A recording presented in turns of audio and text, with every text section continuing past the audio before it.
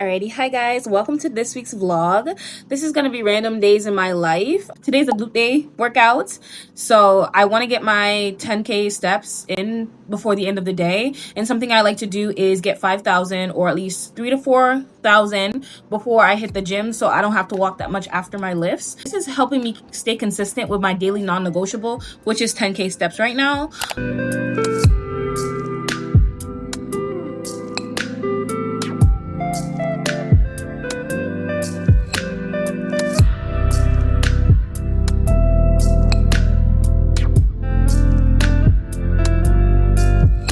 Alright guys, so we got about 4,000 steps in, so it's time for us to head to the gym, and then I'm gonna get the rest of the steps at the gym before I head home. However, I wanted to get majority of it in, at least close to half, and that way I'm not in the gym forever because I'm already there to lift. So I don't want to be walking an extra hour and a half plus my workout. It allows me to not say I'm tired after my lift, and it sets me up for success. So let's head to the gym and I'll see you guys there. When you rum talk, me as a big dancer. Your waistline single. This is my second attempt at my fitness journey. And if anything that I learned from the beginning is it's okay to start over as many times as you need to. And there are also no shortcuts to anything you want in life. I tried to take shortcuts. I tried to be as restrictive as possible, as disciplined as possible. And the only thing that led to me doing is overeating and gaining more than half the weight I lost back. I lost 80 pounds, gained back more than half of it. And that was during a very stressful season of my life. However, I believe that if I had not taken shortcuts and if I had allowed myself to build healthy habits, then that would have been a long-term change. You know, I feel like as you're manifesting something new, like for example, like your dream body, you have to allow yourself to evolve with that change. But if you take a shortcut, then you'll never actually see yourself as the fit person. You'll see yourself as the person that tried to get to their goal as fast as possible, but you didn't become the version of you that you were meant to become during the process if you take shortcuts. And that's a lesson that I had to learn, is that if I want to be able to sustain my weight loss, I have to develop a healthy relationship with food.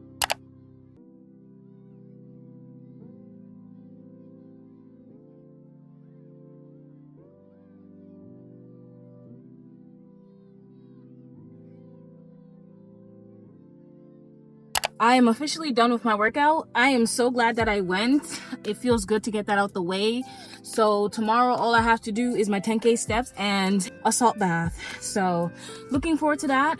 One thing I realized is since I've adjusted and started doing manifestation, but in alignment with my nervous system, one non-negotiable at a time until the habit becomes natural to me. Before my daily non-negotiable was working out 4 times a week. And now it's just like, I'll just get dressed. Even if I feel like I don't want to go to the gym, I won't even argue with my mind. I'll just start to put on my clothes, start to get ready. And then by the time I look at it, I'm in the gym. But now it's 10K steps. But before I started with 10K steps, I started with 30 minutes to an hour. And now, even though I have my daily non-negotiable as 10K steps, I still put a minimum of 1 hour. And the reason why I do this is because sometimes we can be so ambitious and want change so fast. But then the only thing that does is shock our nervous system. So one step at a time is perfectly okay. When 10K steps become a normal habit for me, I don't even have to think about it anymore. I just get up and do it. Then I will switch to making something else my daily non-negotiable. But something I created in my PDF file for manifesting your dream life is 1 daily non-negotiable, 1 weekly, 1 yearly, and 1 monthly. It's okay to focus on 4 things at a time and not have 10 things on your to-do list to do a day. That only sets you up for failure. So one thing that I learned is that you just need to be able to get certain things done so you don't have to overdo it.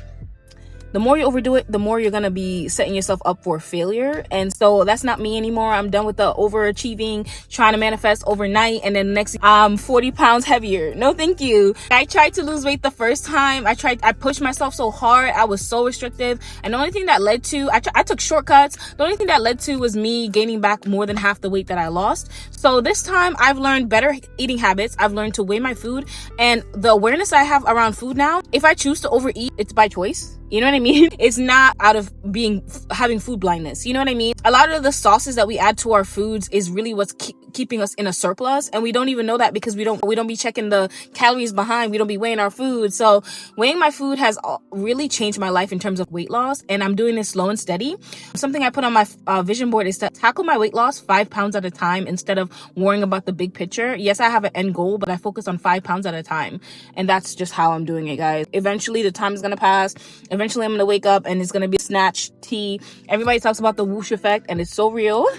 But I've started to weigh myself. Even after I overate that weekend, I'm still gonna weigh myself because I'm not trying to put emotion into it. You know what I mean? When I have the hard data, I could be like, well, this is what you did last weekend. That's what you did last weekend. So I'll be having my weight diaries, and I just be updating it based off of what I did. If I stuck to my deficit, did you stick to your deficit? Did you not stick to your deficit? I'm no longer hand holding myself. I'm just looking at the numbers, looking at the data. This is what happened. So I can't say that weight loss isn't working for me when I was overeating last weekend.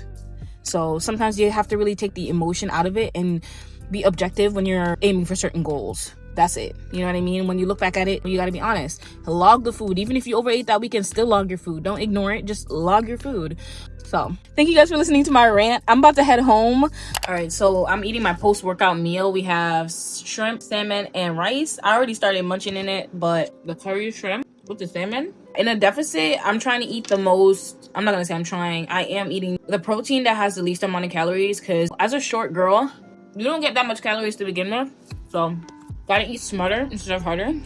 I meal prepped this last week, and I don't know. I feel like leftovers always have that juicier flavor. It tastes better in time.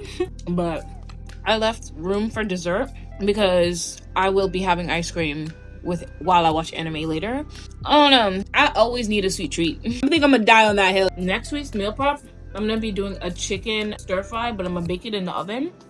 What I've realized is for meal prepping, anything that can go in the oven or the air fryer, I'm all for it. I'm not about to be sitting over the stove for the rest of my life.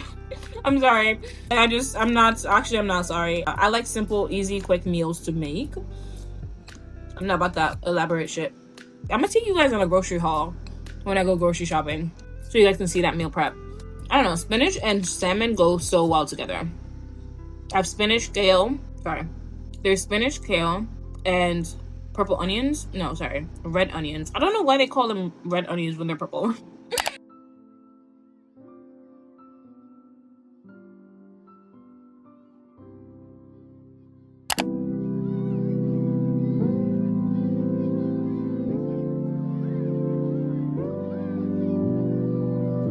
We got our 10,000 steps in today, and we walked at a slower pace. I was taking appetite suppressants in the beginning of my journey, and that helped me lose the weight, but it didn't cure the actual root of the problem. Everybody knows when you come off the appetite suppressants, then you end up eating your feelings, emotional eating. It comes back like 10 times stronger than it was before. And I had to really sit with myself in the last season and really ask myself what was going on. Like tackling the limited beliefs that were within me and allowing myself to say it's okay. Like it's okay to start over. And that's exactly what I'm doing right now. I'm allowing myself to start over as many times as I need to. I am just in my 20s, and I have to constantly remind myself that, you know, like now is the time to make the mistakes. Now is the time to learn more about yourself. Now is the time to allow yourself to mess up, start over, try new things.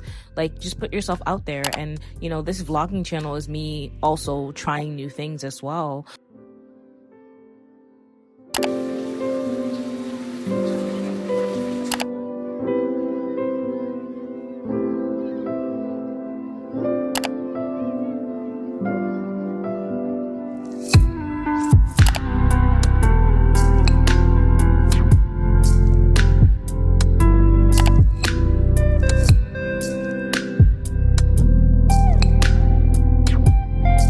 So many times I hear people say that, you know, they gain back the weight and they feel the shame and they stay stuck in the weight gain, even though it's like, well, what did you learn from your journey before? Maybe you need to adjust. Maybe you were too restrictive. In this time in my journey, I am not cutting out any types of food groups. You guys will see me have sweet treats. You'll see me have pizza. Like whatever I want, I'ma have it. I'm just gonna have it in moderation. But like, I just kind of wanted to talk about, like, it's okay to start over as many times as you need to. No one's perfect. Their journey is never perfect. It's never linear. And yeah.